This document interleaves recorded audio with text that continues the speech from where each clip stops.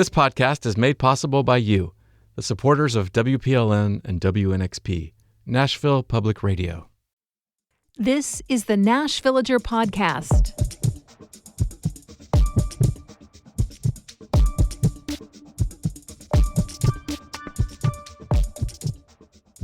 It's August 13th, 2025. On this day in 1941, Henry Ford unveiled an experimental concept vehicle known as the soybean car.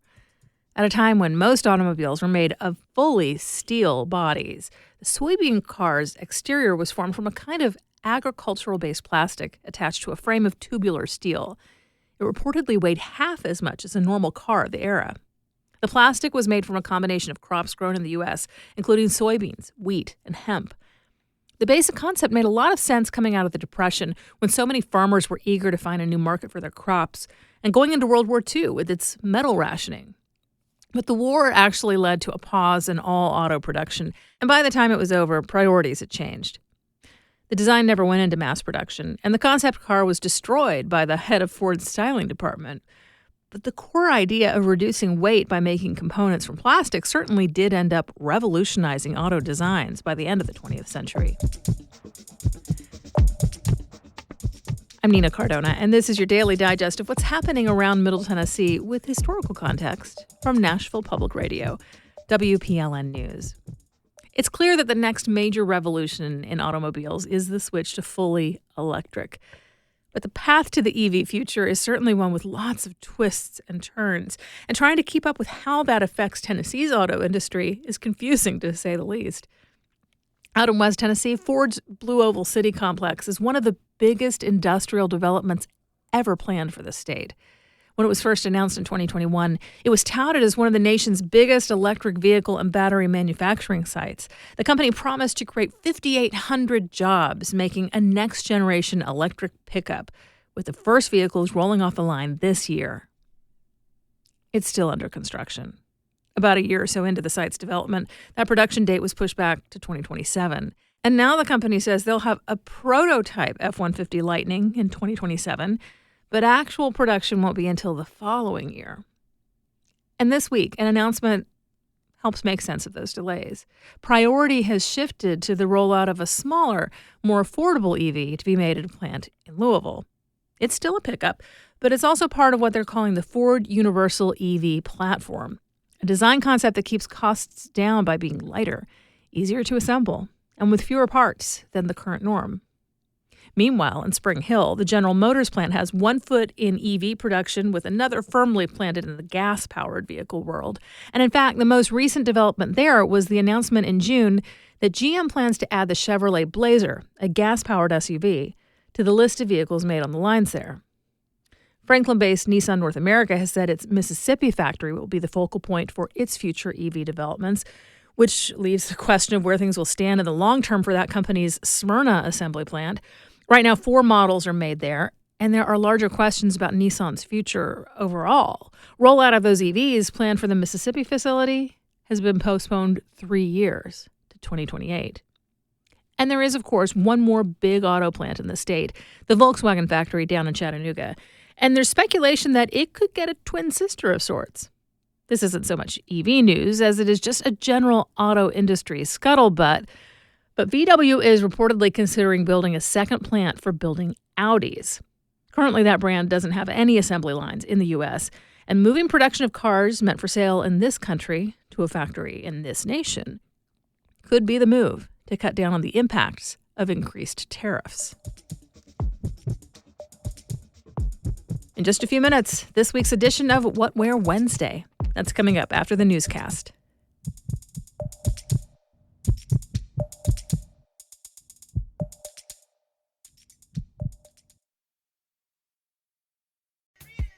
Nashville Public Radio is always here to keep you informed, whether it's the latest news or music you should check out. Every week, What Wear Wednesday shares the latest happenings taking place right here in Nashville by talking to members of our community, putting on events in your neighborhood and beyond.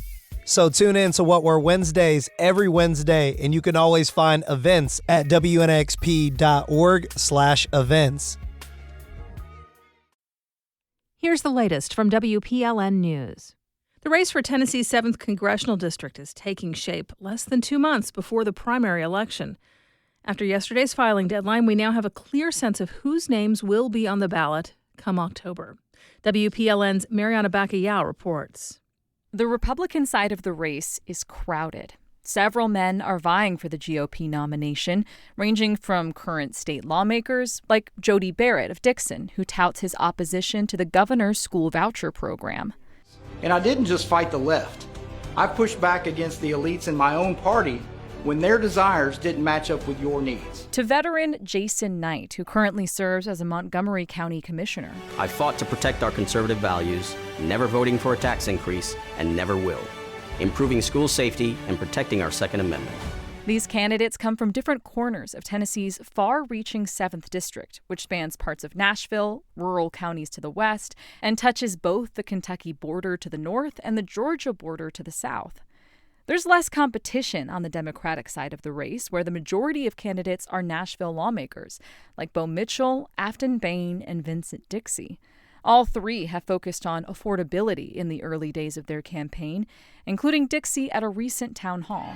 Are you tired of paying more for housing? Yes. Are you tired of paying more for health care? Yes. Because life is getting expensive. I want to work for you to help navigate that. I want to bring the cost down. Whoever wins the Democratic nomination in October will face an uphill battle for a seat that's been reliably Republican. Mariana Baca-Yao, WPLN News. All three Democratic lawmakers, along with Nashville businessman Darden Copeland, will be at East Nashville Beer Works for a candidate forum tonight at 5:30. Marsha Blackburn is leading the Republican primary for governor of Tennessee.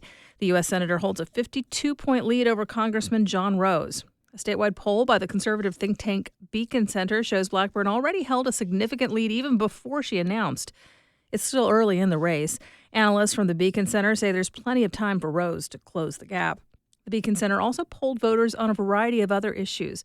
The results show that Tennesseans are largely split on President Trump's tariffs.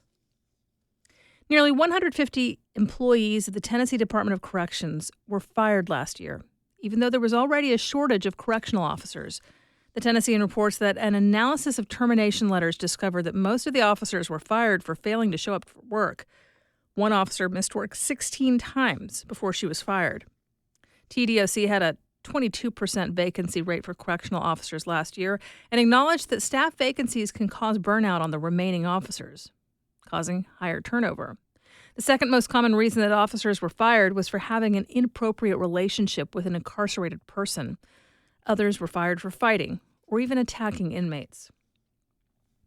Nashville's taxpayer-approved transit overhaul has cleared another legal challenge. The Tennessee Supreme Court has decided not to take up the case that transit opponents filed against last year's referendum. Voters overwhelmingly supported an increased sales tax to pay for improvements to bus service, traffic signals, and more sidewalks. The legal challenge argued unsuccessfully that some parts of the plan did not align with what state law allows on ballot measures. Opponents were successful in slicing off one part of the plan. Metro cannot use the tax dollars to buy land for housing or parks along transit routes. Nashville hasn't let the lawsuit slow it down. The city's already updating traffic signals, adding frequency on some bus routes, carving out special lanes for buses on Murfreesboro Pike and West End Avenue, and increasing WeGo security. Middle Tennessee schools are rethinking how they handle infestations of lice. Guidance from health authorities has shifted to limit the shame and stigma of being singled out, treating lice more as a nuisance than a public health threat. Stephanie Buck is a parent and teacher at a preschool in Bellevue where lice has run through many of the kids, including her own. My daughter was really embarrassed when she found out that she was the first one who got checked and she had it. Man, it's hard. You want to protect your baby's hearts, but you also want to keep them from getting lice. An updated manual from the Tennessee Department of Health suggests schools should not send kids home early for lice, but the guidance has proven difficult for schools. The Board of Education in Williamson County began work to update their policy last fall. Work halted when parents began questioning why students with active lice would be allowed to stay in school and potentially spread the parasite. The latest episode of This Is Nashville explores recent outbreaks, proven treatments, and helpful policies. Listen anywhere you get your podcasts, or you can watch video of the episode at the Nashville Public Radio YouTube page. The Wilson County School District is trying to figure out how to connect its newest school to the sewer system. LaGuardo Elementary was designed to include an on-site wastewater treatment system, but Adinas, the firm that was supposed to carry that out, switched plans earlier this year.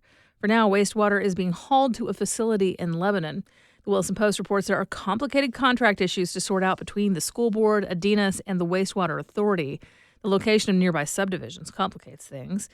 What's more, the state has to sign off on a new sewage plan. Taylor Swift is letting the world know she has a new album coming out. The last time Taylor Swift announced a new album, she did it on the stage at the Grammys. That move got a lot of negative feedback. Many felt the self-promotion defied the dignity of the awards.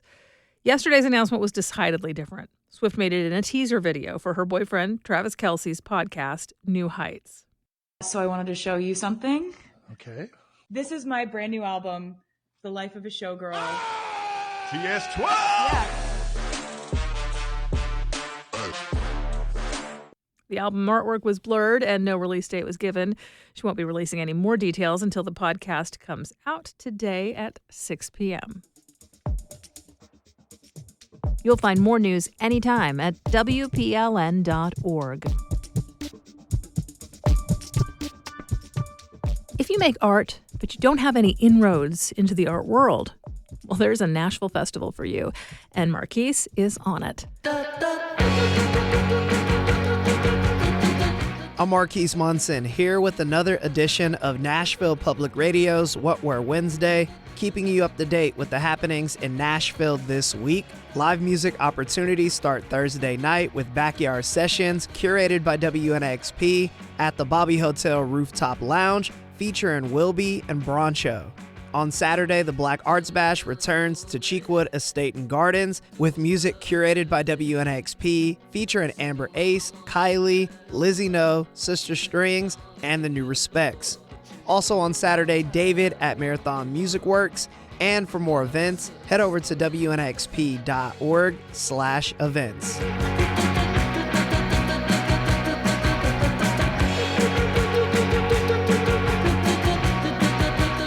This week for What Where Wednesday, we feature Artsy Fartsy, happening Thursday at Brooklyn Bowl. The semi-annual event started by Nashvillian Morgan Allen began in her front yard in 2022 with 3 bands and 3 vendors. After her landlord threatened to evict her if she did it again, she expanded to venues all across Nashville. Each event aims to raise funds for local charities through raffles or canned food drives, while featuring live performances from artists such as Avalon, Summer Joy, and Jaron Blair, and vendors including visual artists, chefs, and tattoo artists. The fest is designed to ensure that all people have the opportunity to share their talents in a welcoming and accessible space. It started about 3 years ago. I was in school for art, which was on a whim, and I ended up having to drop out because I couldn't work full-time and attend art school. It just wasn't a good idea for me, and I made a promise to myself that when I dropped out, I would continue being a part of the art scene in Nashville and trying to promote other artists and be as involved as I possibly could be since I wasn't pursuing a degree anymore. It was all inspired by my mother. My mother was an artist before she passed away, and after she passed, I started doing art, and I fell in love with it. I felt like art is a way to express things that you can't really say, and that's really needed for a lot of people. But people aren't really exposed to it unless you are an artist or know somebody that is, because it's a bit of like a gate-kept community, and it's not very accessible. And so the goal with Artsy Fartsy was to make art accessible to people that were otherwise not being exposed to it, partially as like a mental health reason of like, this is something that can benefit you, and then partially to benefit the artists who are spending all their time creating. So they're not really going out and networking with other people or being able to share their talents all the time or for free. So Artsy Fartsy has no vendor fee or anything like that ever, and never will. It's a big point for me, and there's no rules to it to be a vendor or a musician. It's really just like, are you passionate about your craft? Do you want to share it? Then here's a space for you to do that, and it's a safe environment, and you're welcome to do it.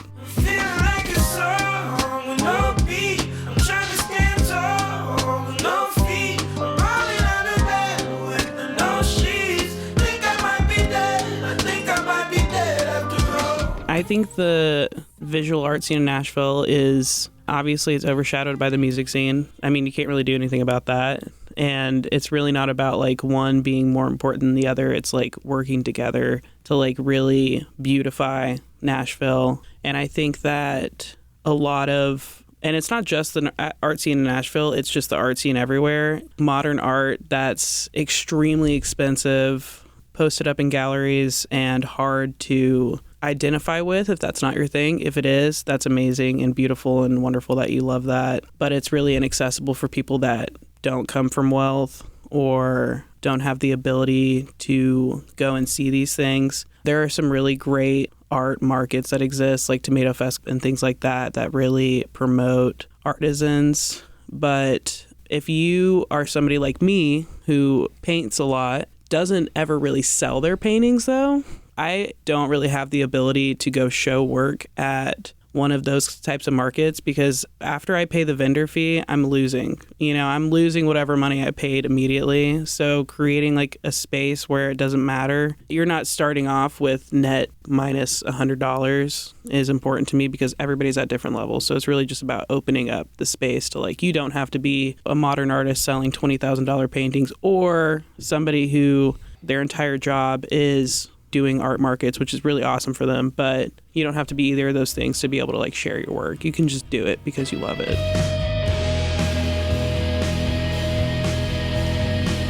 Well, my dream is to make a large scale festival that implements the aspects of music being as important as the visual art and also the charity aspect as important as all of those things. So just kind of combining like my three loves and making it something annual that's big and people can be excited about and also just a like haven from whatever's going on in their personal life. For more information about Artsy Fartsy and other events happening this week, visit WNXP.org.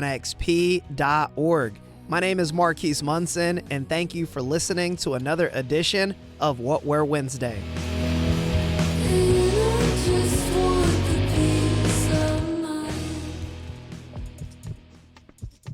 Thanks for listening to the Nash Villager podcast. We take this look at Nashville news every weekday.